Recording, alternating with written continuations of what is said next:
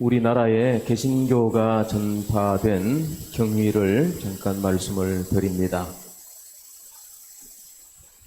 개신교 입경의 초기에 네덜란드와 관련이 많습니다. 서양 사람으로서 우리나라에 처음 들어와서 살았던 개신교의 교인은 조한 발트베레라고 하는 네덜란드 사람입니다. 1627년도 인조 왕 때 그 사람 들어와서요. 조선이 좋아서 조선에 눌러서 살았는데 조선 말은 잘 하는데 네덜란드 말을 잊어버릴 정도로 그렇게 오래 살았답니다. 근데 자기가 세례받은 것과 주 예수의 복음을 전파하는 것에는 관심이 없이 살다가 갔습니다. 두 번째 네덜란드 사람은 역사책에 나오는 하멜이라는 사람입니다. 1653년 하멜이 타고 온 배가 표류를 합니다. 제주도에 도착을 하는데 돌아가서 이제 하멜 표류기라고 하는 것을 책을 냅니다. 이 사람이 장로교회, 네덜란드 장로교회 교인이었는데 이렇게 썼습니다. 한국인, 조선인들은 종교를 갖고 있지 못한 것 같아. 그러니까 종교는 샤머니즘이나 이 정령 숭배 이런 건 종교가 아니잖아요. 그러니까 종교가 없는 민족 같아.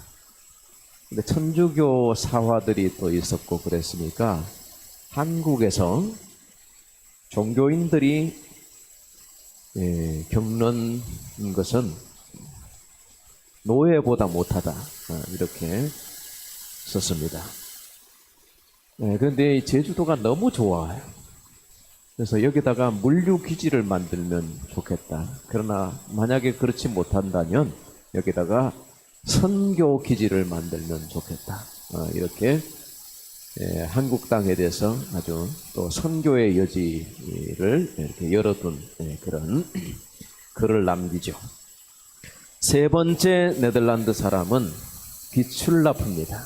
1832년에 조선 순조 때 이 사람 네덜란드 선교회 소속 선교사입니다. 근데 선교사 신분으로 한국에 오지 않고 동인도 회사의 선박에 취직이 됩니다. 선박의 통역관, 안내원, 통역관으로 오면서 이 사람이 중국이나 일본에 머물면서 조선 말도 조금 하고 그러니까 동인도 회사의 선박의 선목, 그러니까 군목이 있고 교목이 있고 이렇듯이 선목으로 이렇게 배를 타고 들어와서 돌아가서 항해기를 썼는데요.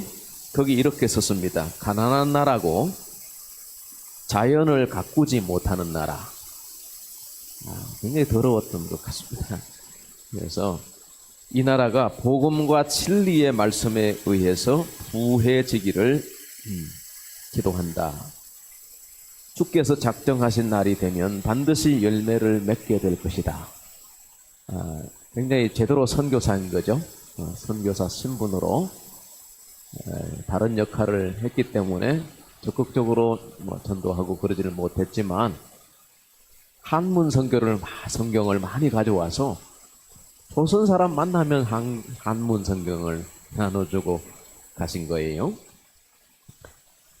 그 다음으로 이제 1865년도에 영국 사람 토마스라고 하는 사람이 강화도와 서해안 일대에 다니면서 한문 성경을 나누어 주죠. 이 토마스 선교사는 목사이면서 영국 선교회 소속 선교사로 중국에 파송이 되었습니다. 중국의 상해에 도착을 했는데 몇 달 지나서 결혼한 지 얼마 안 된 자기 부인이 풍토병으로 죽죠. 너무 실망을 하고 그 이루려고 여기 온 거 뭐 아니잖아요. 근데 하나님 어찌 이룰 수가 있냐. 그런 마음이, 힘든 마음이 있어가지고 선교사 사표를 냈습니다. 선교사 사표를 냈지만은 그러나 선교적인 마음은 있는 겁니다. 중국 땅에서 조선 사람들을 몇 사람 만났는데 조선 얘기를 들어보니까 거기 가고 싶어요. 그래서 배를 내가지고 안내를 받고 저 황해도 일대로 이렇게 내려오다가 배가 또 이렇게 표류를 합니다. 물살이 세잖아요. 그래서 조수간만에 차가 크니까 표류를 하다가 배가 돌바위에 걸리게 되는데 그곳이 강화도와 교동 사이에 지금은 등대가 이렇게 세워져 있는데 거기에 배가 걸려요. 교동 사람들이 가만 보니까 서양 사람이 그렇게 혼란을 당하니까 배를 내가지고 와가지고 배를 끌어서 교동에 갑니다. 그래가지고 대접을 하고 거기에 며칠 머물고 있으면서 성경을 보급하고 그러면서 전도를 하죠. 그렇게 해서 강화도 교동이 제일 먼저 교회가 서죠. 그래서 강화도가 복음화되고 강화도 교동은 95%가 예수 믿습니다. 백령도를 비롯해서. 그래서 그 강화도 교동 백령도 되게 부자입니다. 거기에 지식인들이 많이 일어나고 이렇게 복음의 씨앗이 뿌려졌는데 그 후손이 지금 105, 60년 얼마나 잘 번영한 도시, 섬이 되는지 모릅니다. 토마스 목사가 그런데 그 이듬해에 중국 땅에 나갔다가 미국 상선이 조선에 들어가야 되는데 조선 지리를 아는 사람이 있나 물어보니까 토마스 목사님이 추천이 된 겁니다. 조선 말도 조금 알고 그러니까 제네럴 셔먼호는 국사책에 나옵니다. 제네럴 셔먼호 신미 양요, 미국과 전쟁이 붙은 거예요. 우리나라가 대동강 평양 관군이 물이 빠질 때 썰물 때 이 배의 화공을 공격을 하잖아요. 배가 불타버렸습니다. 그래서 배에 타고 있는 모든 그게 이제 민간 선원들 아니겠습니까? 무장하지 않는 그 배가 그렇게 배 불타고 하니까 미국하고 굉장히 갈등이 있어가지고 그 이후에 조약을 맺지 않습니까? 자, 그런데 그때 배에서 막 이렇게 살려고 무태 내려온 그 선원들이 다 죽임을 당하고 토마스 목사도 관군에게 죽임을 당합니다. 자기를 죽이려고 달려오는 관군에게 성경을 전파합니다. 그 성경이 기화가 돼가지고 그 황해도 해안 포구에 소래라고 하는 곳이 있는데 거기에 소래교회가 세워지게 됩니다. 소래교회는 우리 한국 땅에 세워진 최초의 교회, 공식 교회가 되어지죠. 토마스 목사의 순교의 열매입니다. 그리고 이제 영국 선교사, 영국 목사님들이 만주 땅에 심양이라고 하는 곳이 있습니다. 심양에 고려문이 있는데 거기에 이제 보따리 장수들이 거기에 이제 그 왕래를 하는 곳인데 거기서 조선 서상륜과 이하응 이런 사람을 만나게 되죠. 존 노스와 맥켄타이어 선교사가. 이 존 노스와 맥켄타이어도 조선 얘기를 누구한테 듣냐 하면 그 토마스, 영국 선교사 토마스에게 듣습니다. 그렇게 해서 조선에 선교를 해야 되겠다 이런 목적을 가지고 고려문에서 조선 사람 두 사람을 만나가지고 조선말을 배워요. 같이 먹고 자고 하면서 영어 성경을 한글 성경으로 번역을 합니다. 이게 한국교회 부흥에 엄청난 그 도화선이 되는 겁니다. 그래서 서상륜 이 사람이 또 세례를 받고요.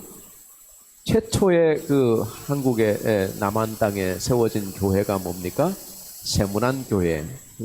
그분들의 성도들이 그 후대들이 복을 받아요.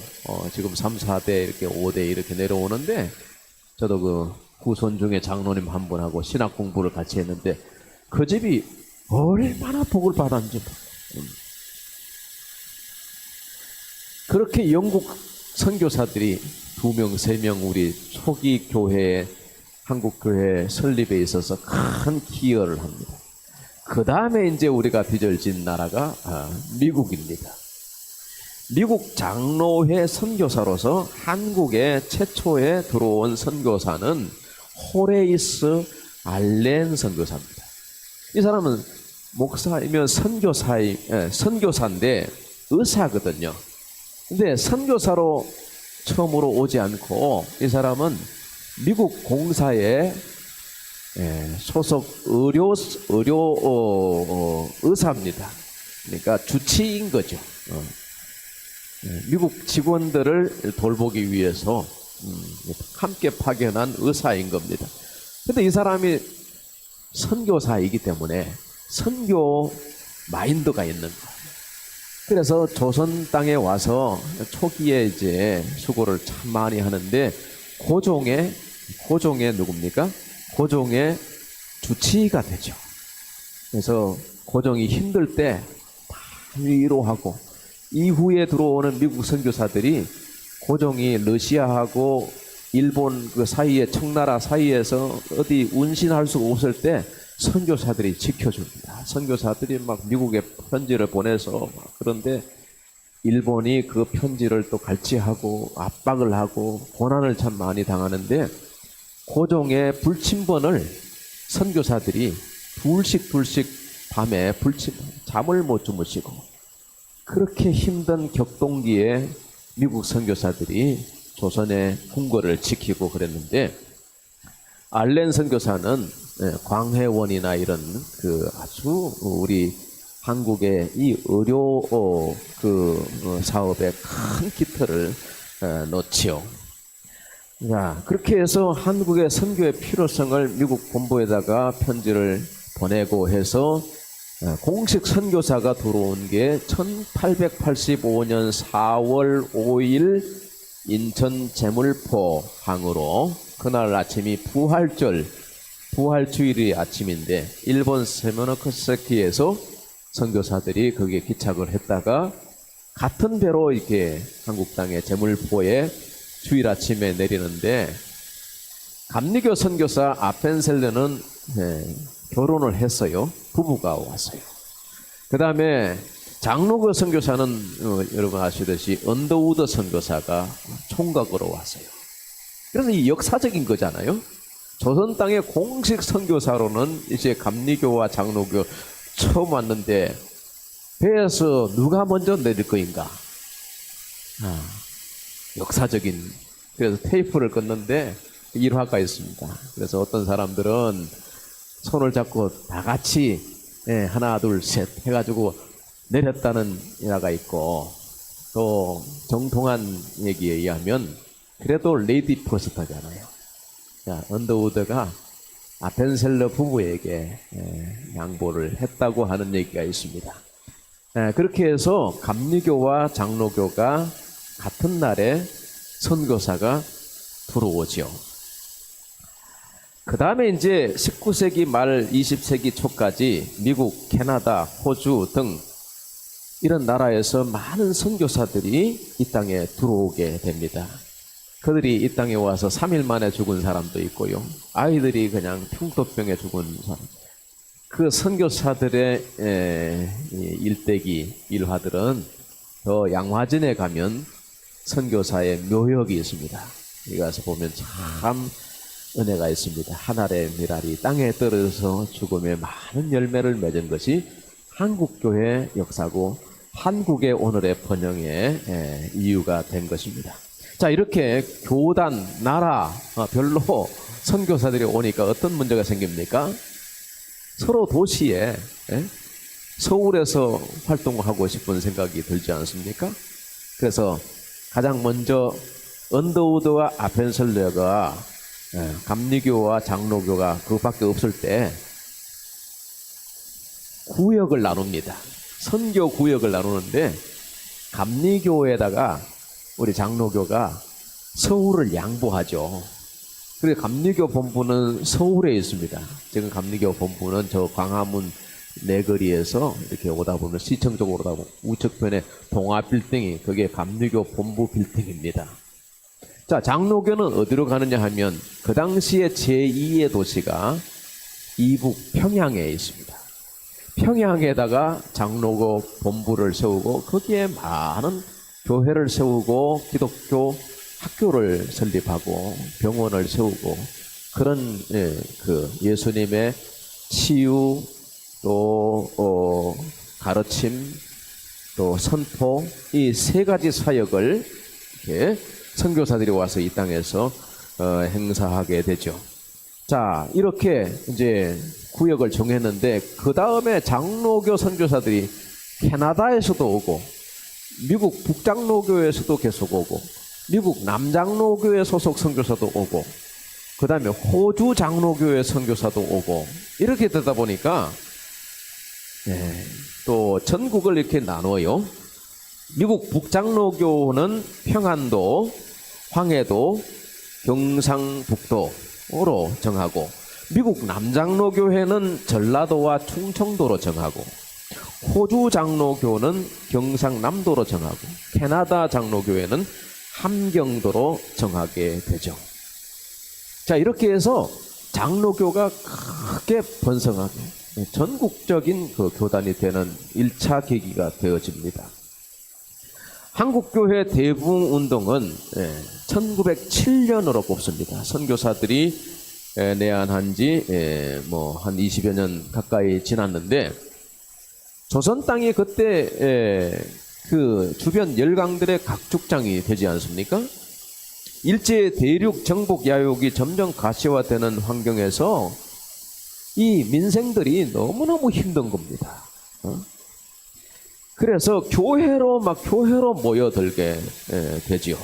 특히 평양 땅에는 얼마나 많은 교인들이 막 일어나는지 평양은 제2의 예루살렘이라고 하는 별명이 붙을 만큼 기독교 교세가 확산일로에 있었습니다. 1907년도 평양 장대현 교회에서 부흥회가 열렸습니다. 부흥사경회가 열렸는데 지금은 한 2, 3일 부흥상회 하고 말지만 저녁만 모이는 그런 교회도 있고 그런데 그 당시에는요 뭐 일주일 내내 했습니다. 네. 1월 중순에 1월 두 번째 주일인가 이렇게 시작된 부흥사경회가 월요일부터 시작하잖아요. 토요일까지 하는 겁니다. 자, 그런데 이 블레어 목사의 설교를 듣고 또 이 보조 강사들이 설교하고 그러면서 말씀을 듣고 심령의 부흥이 일어났어요. 회개가 터졌네요.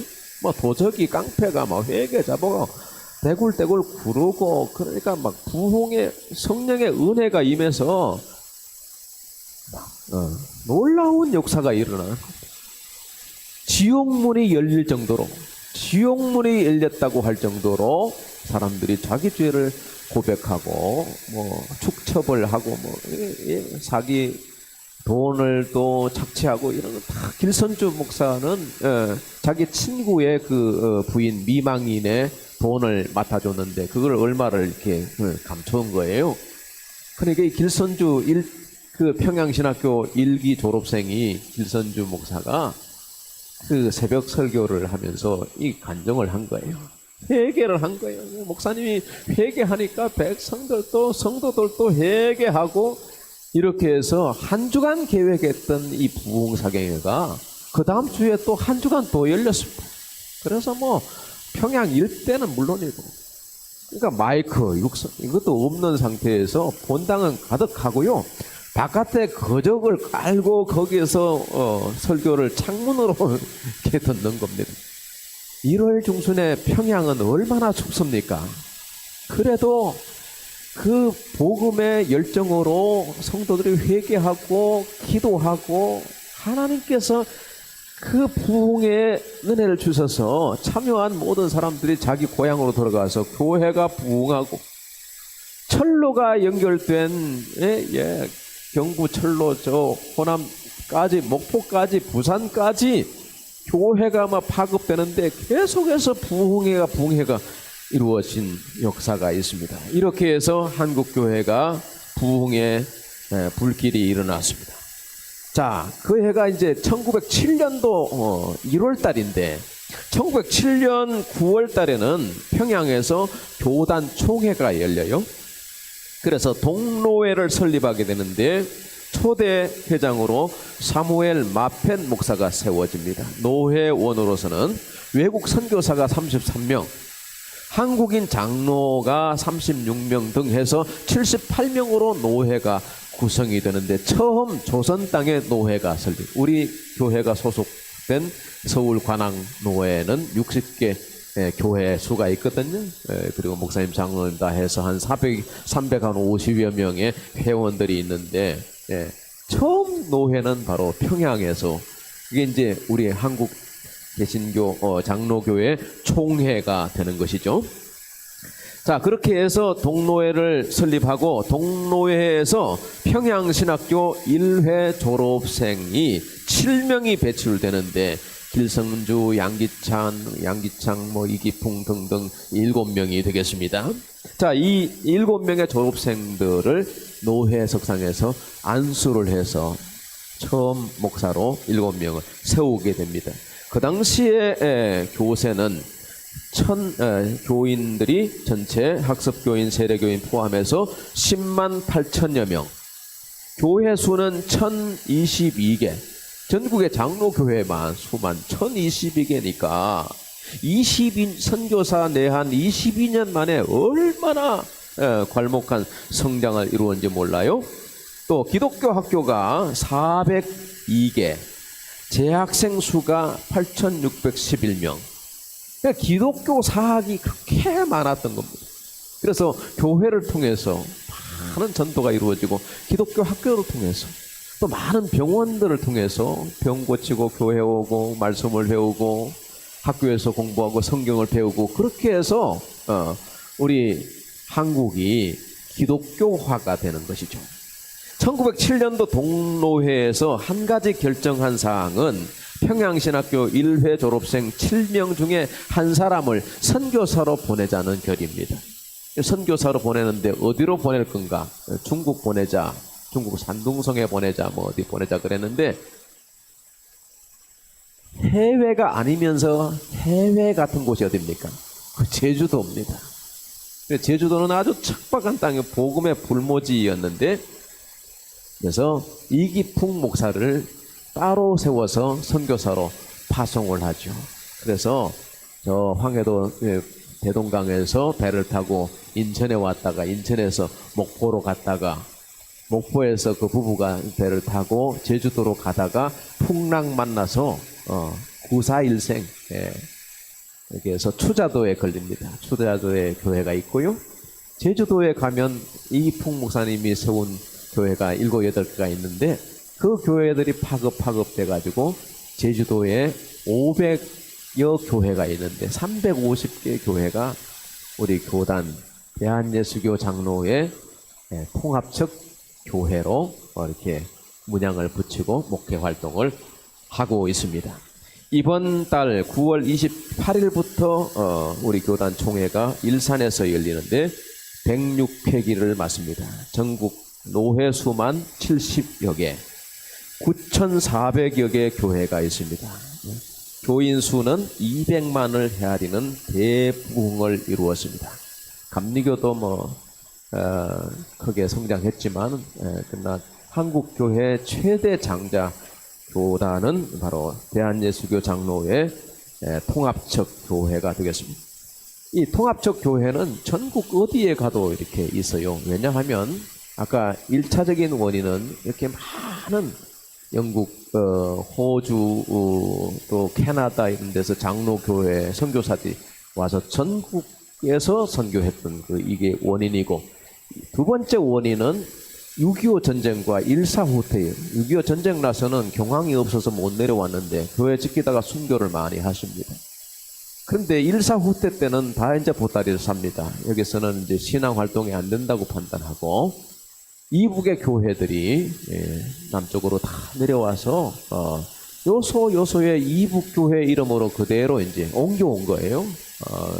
그리고 우리 노회들도 전국 70개 노회 중에서 5개 노회는 평양노회, 함해노회, 용천노회, 평양남노회 이런 식으로 5개 노회는 이북 지역을 딴 노회로 아직도 우리 남한에서 활동하고 있고, 통일이 되면 그 노회들이 이제 북한에다가 다시 교회를 복구하고, 또 우리 교회도 이북 노회가 별로 관계는 없지만 전국 교회에 이북의 교회 하나 세우기, 이렇게 해서 우리 교회도 할당받은 교회가 하나 있습니다. 그래서 한국 개신교 전파 또 장로교회의 정착과 부흥의 역사를 잠깐 말씀드렸는데, 장로교회는 참 많아요. 그래서 크게 줄기로는 두 줄기가 있는데, 광나루 장로의 신학교에서 나오는 목사님들이, 졸업한 목사님들이 전국에 목회하는 교회가 장로교회가 있고, 사당동 총신대학교 출신 목사님들이 장로교회라고 이름으로 해서 활동하는 교회가 있는 겁니다.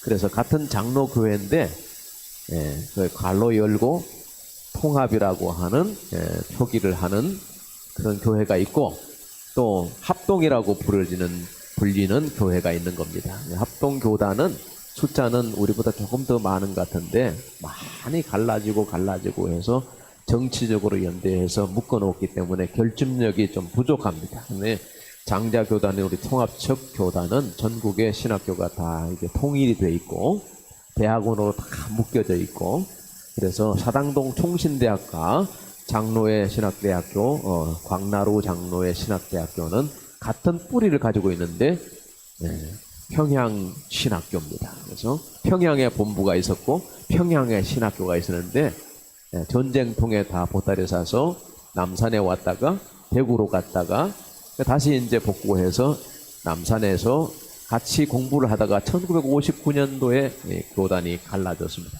그래서 우리 교회가 소속된 교회가 우리 교단이구나 하는 것은 문양을 한번 띄워주시죠.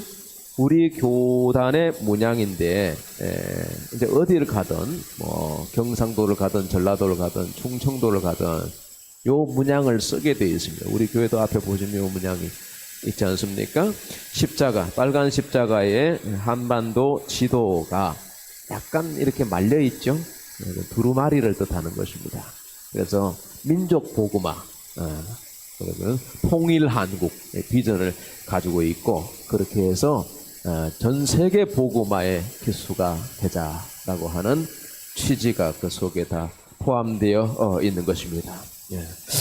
자, 그런 역사들을 말씀드리고 오늘 총회가 가지는 의미에 대해서 몇 가지 말씀을 드립니다. 총회는 하나님의 부르심으로 시작이 됩니다. 오늘 말씀은 야곱에게 주신 말씀인데 11절 말씀을 보시죠. 35장 창세기 11절의 말씀을 보시면, 하나님이 그에게 이르시되 나는 전능한 하나님이라 생육하며 번성하라. 한 백성과 백성들의 총회가 내게서 나오고 그랬죠. 백성들의 총회가 나온다는 거예요. 한 사람에게서 나오는 거예요.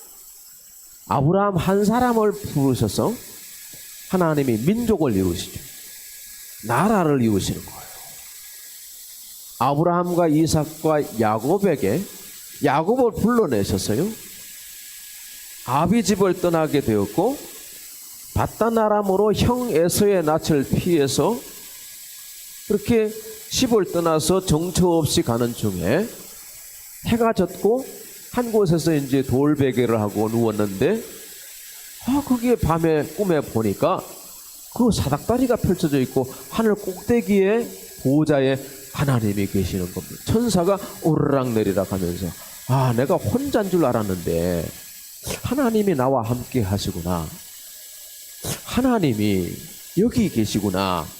그래서 그곳 이름을 베델이라고 이름하지 않습니까? 하나님의 집, 하늘의 문이다, 이런 뜻입니다. 그래서 한 사람을 불러내셨는데 하나님이 이렇게 민족과 나라와 총회를 이루셨다는 것입니다. 생육하고 번성하라. 야곱에도 말씀하셨지만은 아브라함에게도 이 말씀을 하셨거든요.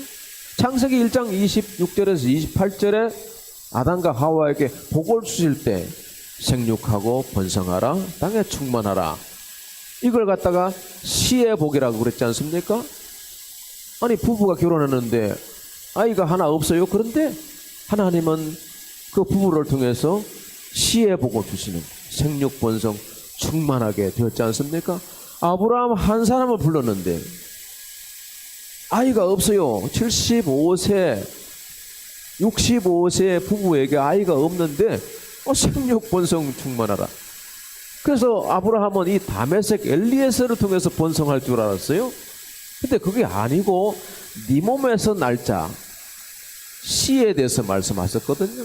하나님이 약속하신 대로 아브라함 이후 400년이 지나서 애굽 땅에서 이스라엘 백성들이 그렇게 번성하게 되고, 야곱에게 생육하고 번성하라고 하신 말씀에 이 씨의 복을 받아가지고 야곱 이후에 250년이 지나서 출애굽할 때 신명기 10장 22절의 말씀 보니까 애굽에 내려간 네 조상들이 겨우 70인이었으나 이제는 네 하나님 여호와께서 너를 하늘의 별같이 많게 하셨느니라. 할렐루야. 야곱 한 사람인데 12자식을 단단아람에서 주시고 다 결혼시키시고 그 부부들을 다 어디로 간? 애굽 땅으로 인도하셔. 요셉 때문에 애굽에 가야 할 이유를 요셉도 몰랐고 야곱의 자식들도 몰랐던 거예요. 애굽에 내려가 보니까 70여 명. 그런데 거기에서 종살이 하면서 얼마나 모진 고초를 겪었습니까? 나중에 보니까 복을 받아가지고 생육번성하여 하늘의 별같이 많게 하였다. 아브라함에게 주셨던 약속이 그대로 이루어집니다. 야곱에게 주셨던 약속이 그대로 이루어집니다. 하나님이 하시는 일은 참으로 놀랍습니다. 저와 여러분 한 사람을 부르셨는데 하나님이 우리를 통해서 어떻게 역사하실지는 아무도 모르는 겁니다. 그러므로 우리의 희망은 하나님께 있는 줄로 믿습니다. 한 사람이 천을 이룬다. 어떻게 한 사람이 천이 되냐? 하나님의 계획인 겁니다. 하나님이 능치 못한 일이 있겠느냐 말씀하십니다. 하나님은 한 사람을 세우시고 민족과 나라를 이루시고 총회를 이루게 하시는, 구한말 조선 땅은 샤머니즘과 정령 숭배로 영적 황무지와도 같은 곳이었습니다. 그런데 네덜란드 사람들이 와서 보고 그 희망이 있더라. 제주도에 선교 센터를 지으면 좋겠더라. 배가 기차 가기 참 좋은 곳이더라. 그러니까 한국이 지금 그렇게 되고 성경을 나눠주면서 그게 다인데, 그러고 자기는 갈 건데 때가 되면 하나님께서 열매를 맺게 하실 것이다. 대동강에 선교하면서 피 흘리며 죽어가는 토마스의 품에서 성경 한 권이 건네지는데 그걸 받아들고 감동을 받지 않습니까? 예. 그래서 처음에는 그거를 성경책을 찢어가지고 나눠가지고 뭐예요? 담배 말아 피우고, 응? 그죠? 옛날에 그 우리 삼촌들이나 우리 동네 사람들이 성경책 주면 그 보들보들 해가지고 그 담배 갈아가지고 그거 말아 피우더라고요. 그래도 담배 말다가 성경을 보는 거예요. 네. 문에 바람이 들어오니까 성경 찢어가지고 붙여놨어요. 벽에 지 오줌 산 걸 그걸 막기 위해서 성경 찢어서 붙여놨어요. 누워도 성경, 나가도 성경, 들어와도 성경이니까 그거 보다가 은혜 받는 겁니다. 하나님이 하시는 일은 참 놀랍습니다. 언더우드 선교사가 미혼의 청년으로 이 땅에 들어와서 평양에 장로교 깃발을 꽂았는데 이 땅에 수많은 장로교회와 기독교 학교와 병원, 사회복지시설이 세워지지 않습니까? 이게 한국의 번영으로 이어지게 돼요. 여호와의 총회가 되는 것입니다. 제주 선교사 이기풍 목사 한 사람의 부르심과 그의 헌신이 제주의 기틀을 잡았고 제주도의 우리 교단 교회만 350개를 헤아릴 정도로 번성하고 번성하여 총회를 이루고 큰 노회를 이루었다는 얘기죠. 우리 예수 세계교회 50여 년 전에 서울대 앞에 가장 정문에서 가까운 산만등에 호박밭에다가 콘텐츠 막사를 짓고 시작한 교회가 50주년이 지납니다마는 하나님께서 놀라운 역사를 이루셨습니다. 여기 넘어온 지 10년 하나님이 무엇을 이루실지 우리는 우리의 미래를 알 수 없습니다. 시의 축복을 저와 여러분이 받게 되기를 바랍니다. 시의 축복과 함께 왕들이 내 허리에서 나오리라. 이게 뭡니까? 킹십이라 그랬습니다. 통치권의 축복이에요. 영향력이에요. 아니 나라와 민족이 인구가 많으면 뭐해요? 힘이 있어야죠. 왕들이 막 허리에서 나온다는 거. 야곱의 후손에서 뭐 다윗도 나오고 얼마나 유수한 왕들이 큰 힘을 가진 나라 같은 거죠. 근데 하나님을 버리고 하나님을 떠나고 우상 숭배하니까 솔로몬 이후에 질이 멸렬하지 않습니까? 하나님을 잘 섬기고 복음 중심 일념으로 살아가다 보면 하나님께서 그 집안을 영향력 있는 집안을 원더우드가요 이 나라 와서 얼마나 명문 가문이 되었습니까?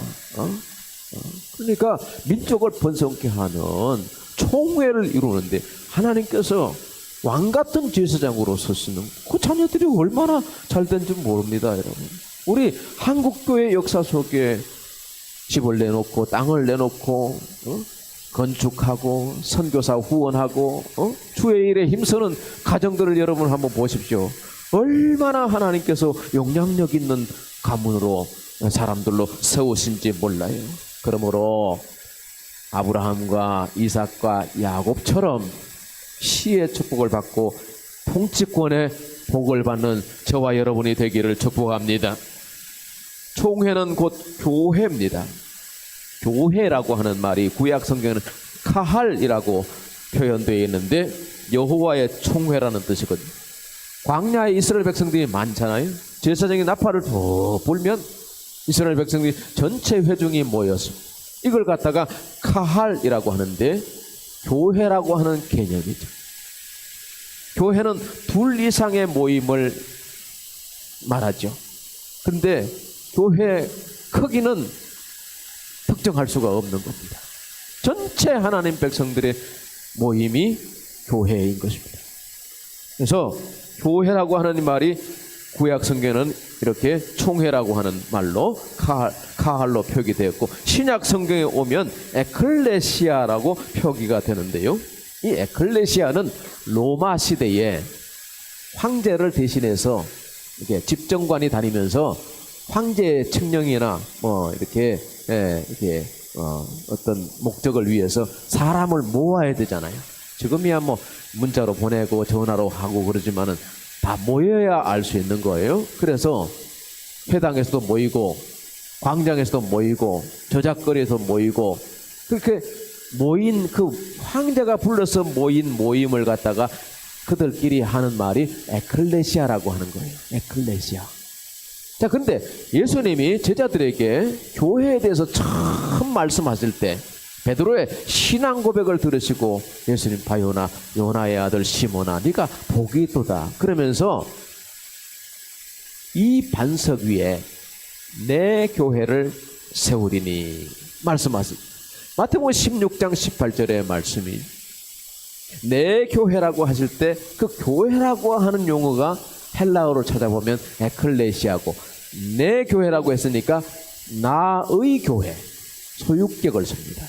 무 에클레시아. 그러니까 황제의 에클레시아가 아니고 예수님의 에클레시아라는 거죠.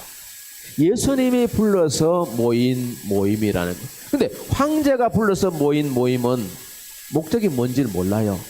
가봐야 돼요. 아, 이번에 부역을 하자는 거구나. 이번에 아들 군대를 보내라고 하는 거구나. 이번에 세금을 더 내라고 하는 얘기구나. 가봐야 알아요.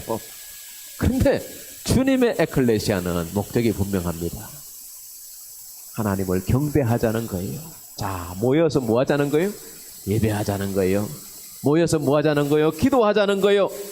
만민의 기도하는 집이라 하나님이 교회로 성도를 불러주시. 축복받으라는 거예요. 예배하고 찬양하고 영광을 돌리면 하나님의 은혜가 임한 강복하시는 거예요. 성령으로 충만하게 하시는 거예요. 그래서 교회 모임을 통해서 하나님이 백성들을 축복하시고 그 가문을 일으키시고 한 사람 한 사람은 그들을 불러들이시고 교회로 모아서 제사장을 통해서 축복하시는 겁니다. 그래서 우리 교회에 속한 모든 권속들이 다 여러분의 자녀 대대로 복을 받으시기를 축원합니다. 이 교회는 영원합니다. 교회는 변화무상합니다. 교회는 이사도 가야 되고요. 교회는 낡고 보수도 해야 되고 새로 짓기도 하고요. 또 어디 멀리 이사 가면 교회를 또 옮겨야 되기도 하고요. 이 땅의 교회는 많이 변화가 많습니다. 영국에는 교회가 잘 안 되니까 술집으로 팔아가지고 교회 구조 그대로 강대상 그 위에다가 술판 버리고 있고 거기에 춤추고 있어요. 네. 교회는 영원하지 않습니다.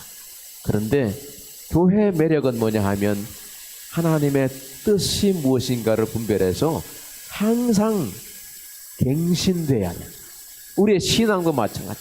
내가 믿었으니 됐다 이렇게 아니라 내 신앙이 하나님 앞에 바른 건가 늘 자기를 성찰해서 개혁 변화해가야 그래서 성숙하고 발전해야 할 줄로 믿습니다. 네? 교회도 마찬가지입니다. 교회 차렸으니까 됐지. 아니요, 비가 새거든요. 또 고쳐야 돼요. 또 낡아요. 또 바꿔야 되죠. 의자도 새롭게 하고 또 이렇게 환경에 맞게 돼야 되고요. 이렇게 변화무쌍한 거예요.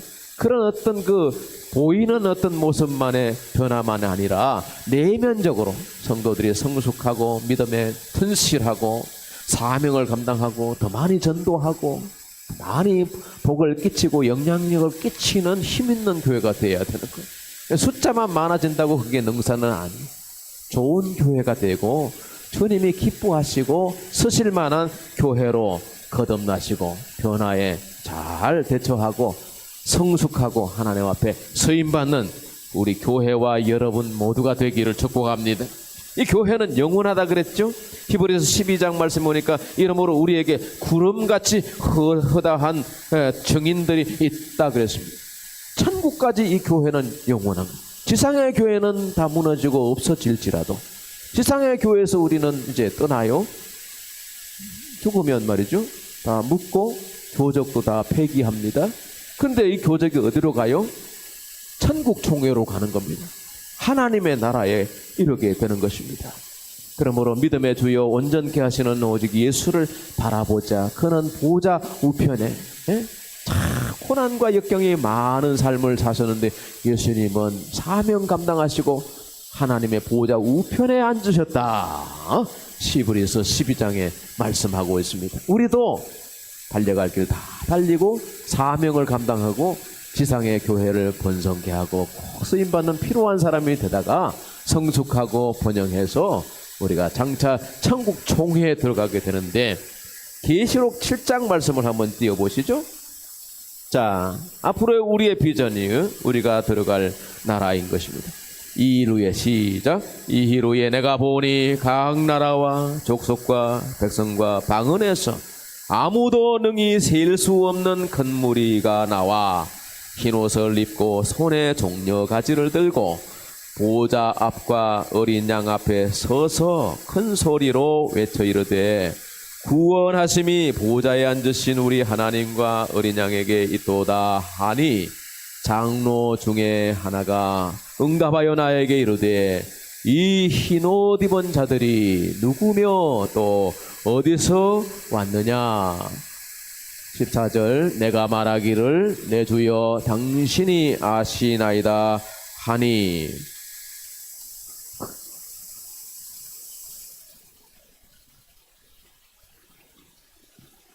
아멘.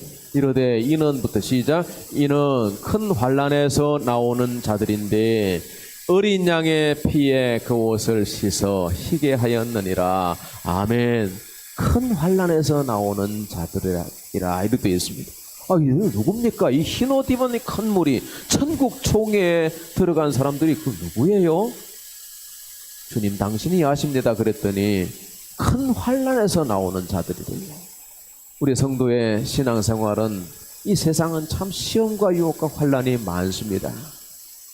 믿음은 계속해서 변화무쌍합니다. 믿음이 있다가도 없어지고 믿음을 가졌는데 폐기되기도 하고 믿음에서 뒤로 물러서기도 하고요. 믿음에 시험 들기도 하고 잘 믿다가 그냥 낙심해서 믿음을 포기하는 사람도 많습니다. 이 믿음은 참 귀한 거예요. 주님이 인자가 오실 때에 참으로 믿는 자를 보겠느냐 그랬습니다. 지금은 여러분 말세지만 환난 때입니다. 너무 편해서 예수 믿기가 어려운 때입니다. 여러 가지 우리를 두렵게 하는 그 요인들이 많아서 아이고 뭐 믿음은 뒤에 안 믿는 것도 아니고 내 속에 믿음이 있으니까 나는 하나님께서 기억해 주실 거라. 글쎄요, 너무 해태한 마음이 아닌가요? 가봐야 아는 거예요. 천국 총회에 들어가 봐야 거기에 생명책에 내 이름이 흐리지 않고 기록되어 있어야 하는 거예요. 하나님이 찾으시는 이름, 기뻐 영광 받으시는 이름들이 되시길 바랍니다. 큰 환난을 만난 오늘 이 시대에 성도 여러분 인내하시고 믿음 잘 지켜서 천국 총회에 들어가게 되시기를 축원합니다. 한 말씀 더 띄워주시죠. 계시록 3장 12절 읽으시면서 말씀을 마치겠습니다. 시작. 이기는 내가 속히 오리니 네가 가진 것을. 3장 계시록 3장 12절입니다.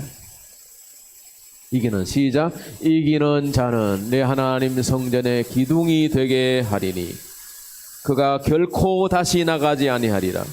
내가 하나님의 이름과 하나님의 성곳 하늘에서 내 하나님께로부터 내려오는 새 예루살렘의 이름과 나의 새 이름을 그의 위에 기록하리라. 귀 있는 자는 성령이 교회들에게 하시는 말씀을 들을지니라. 아멘. 오늘도 성령께서 주시는 말씀을 마음에 새겨서 천국 총회 들어감을 얻고 이 땅의 총회에 속한 교회에 속한 여러분 지체로서의 사명을 잘 감당하게 되시기를 축복합니다. 하나님 은혜를 감사드립니다. 여호와의 총회에 들게 하신 것을 감사드립니다. 이 땅의 교회에 소속되어 있다가 주님이 장차 우리를 부르시는 날에 믿음 가지고 주님 앞에 부끄럽지 않게 설 수 있는 우리 모든 믿음의 승리자, 야곱이 이름이 바뀌어서 이스라엘로 승리자가 되었던 것처럼 우리도 믿음의 승자가 되게 하여 주시옵소서. 예수님의 이름으로 기도합니다. 아멘. 찬송가 526장 부르겠습니다.